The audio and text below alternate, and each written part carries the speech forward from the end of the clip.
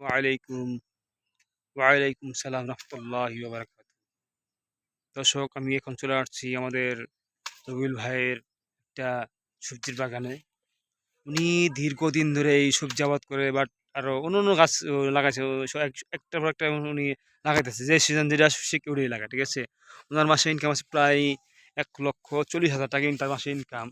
আমি এটা বলতে চাই না, কিন্তু ওনার কাছে শুনছি আর কি, ওনার এত টাকা ইনকাম হচ্ছে এইসব সবজি আবাদ করে, ঠিক আছে। আমি জাস্ট একটু যাচাই করার জন্য এখানে আসছিলাম, আসলে আসলে সঠিক কিনা।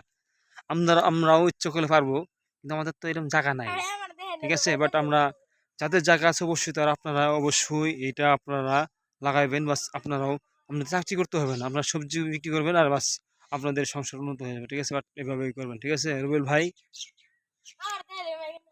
হ্যাঁ, না তোমার তো লাগবে এখানে, তুমি তোমার বাগানে তুমি কথা বলবা না কেন? তোমার তো একটা বাগান, তোমার দর্শক তোমাকে দেখতে চাইবো, আমি তোমাকে দেখাইতে পারবো না। ঠিক আছে, সমস্যা না। আসলে উনি আসতে চাচ্ছে না, উনি লজ্জা পাচ্ছে। বাট আমি লাস্টে আপনার একটা কথা বলি, ঠিক আছে। হ্যাঁ, এখন, হ্যাঁ, আমি বেশি কিছু বলতে চাচ্ছি না। এখন আমি আমাদের রবিউল ভাইয়ের সাথেই কথা বলা শেষ।